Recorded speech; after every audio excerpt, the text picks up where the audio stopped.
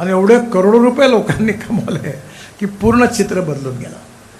म्हणजे हायवे तयार झाल्यावर हायवेच्या बाजूला industrial cluster, logistic park, township develop झाल्यामुळे रोजगाराची निर्मिती होते. त्यामुळे या सगळ्यांमध्ये नक्कीच आम्ही जवळपास 750 रोड साईड कम्युनिटी हे करतो आहे. टोलबद्दल मी जास्त सांगणार नाही, पण तुम्हाला लवकरच 15 दिवसाच्या आत अशी पॉलिसी येईल की टोलबद्दल तुमची कुठलीही तक्रार राहणार नाही. पण मी महाराष्ट्राच्या टोलबद्दल बोलत नाही, नाहीतर मीडियावाले पलीकडे मी NHI बद्दल, राष्ट्रीय महामार्गाबद्दल बोलतो आहे. एक चांगली गोष्ट झाली की वेस्ट टू वेल्थ आम्ही 80 लाख टन कचरा रोडमध्ये टाकला. दिल्लीमध्ये गाझीपूर नावाची हे आहे, टेकडी आहे, कचऱ्याच्या 4 टेकड्या आहेत, त्याची 7 मीटर हाईट कमी झाली. आणि आता आम्ही हा सगळा कचरा रोडमध्ये टाकायला लागलो आहे. यामध्ये आता आम्ही satellite base free tolling system सुरू करतो आहे. टोल नाके राहणार नाही, तुम्हाला कोणी अडवणार नाही, आणि कॅमेरामध्ये तुमच्या नंबर प्लेटून फोटो निघेल आणि तुमच्या बँक अकाउंटमधून जेवढे तुम्ही निघाले तिथून आणि जिथून बाहेर निघाले तेवढाच टोल फक्त कापला जाणार आहे, आणि ते पण होईल. या ठिकाणी इंटरमिडिएट MMLP आम्ही जवळपास 125 MMLP बांधतो आहे. आणि लॉजिस्टिक पार्क हे देशात सगळ्या ठिकाणी सुरू आहे. याच्यामध्ये खूप टेक्नॉलॉजी नवीन नवीन आल्या आहेत. एक सगळ्यात महत्त्वाची टेक्नॉलॉजी म्हणजे आम्ही देशाचे लाखो करोड रुपये वाचवले. आपल्या इथे आपण जेव्हा मेट्रो बांधतो, पूल बांधतो, तेव्हा डिस्टन्स बिटवीन 2 पियर हे मॅक्झिमम 30 मीटर राहतं. पण मलेशियामध्ये एक टेक्नॉलॉजी डेव्हलप झाली की हे 120 मीटर झालं. म्हणजे 3 पियर गायब झाले. हे आपल्या बिल्डिंग कन्स्ट्रक्शनमध्ये वापरलं जाऊ शकतं. मी आपल्या इथून एक कमिटी IIT मुंबईचे रवी सिन्हा, एक L&Tचे डिझायनर आहेत व्यंकटरमण, आणि एक मोठी कमिटी पाठवली. सबनीस म्हणून आपल्या महाराष्ट्रातले होते, ते मलेशियाला गेले, सिंगापूरला गेले, त्यांनी रिपोर्ट दिला. आणि आता आमच्या पुलांमध्ये डिस्टन्स बिटवीन 2 पियर हे मॅक्झिमम 120 मीटर झालं. तुम्ही जर आसाममध्ये गेलात तर ब्रह्मपुत्रा म्हणजे समुद्रच आहे, तिथे एक माजोली आयलंड आहे.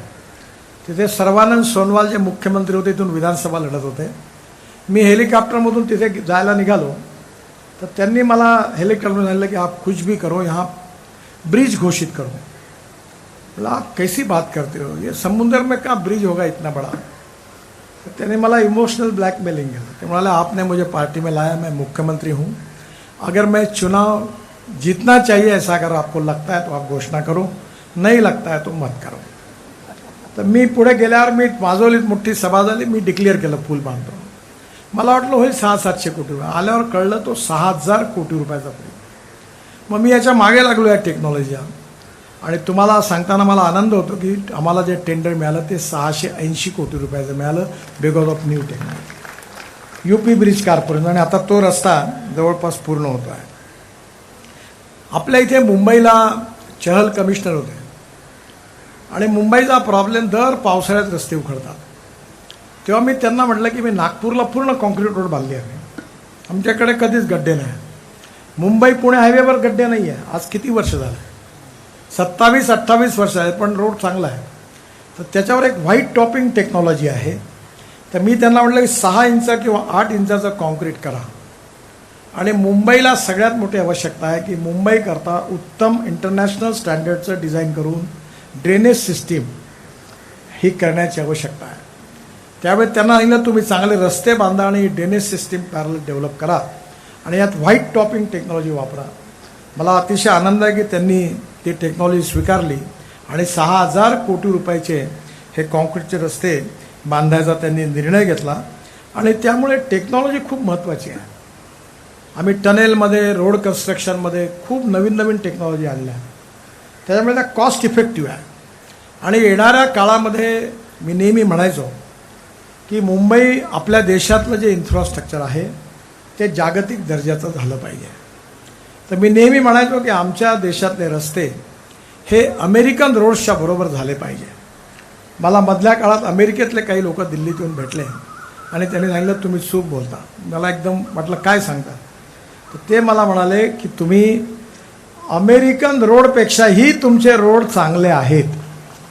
एका TV च्या कार्यक्रमामध्ये मेरठची एक महिला होती, तिने स्वतः अमेरिकन नागरिक होती, तिने स्वतः सांगितलं.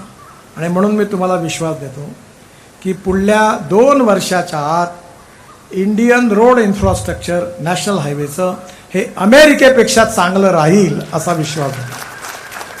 आज हे काम होत असताना मला पाण्यावर काम करण्याची संधी मिळाली.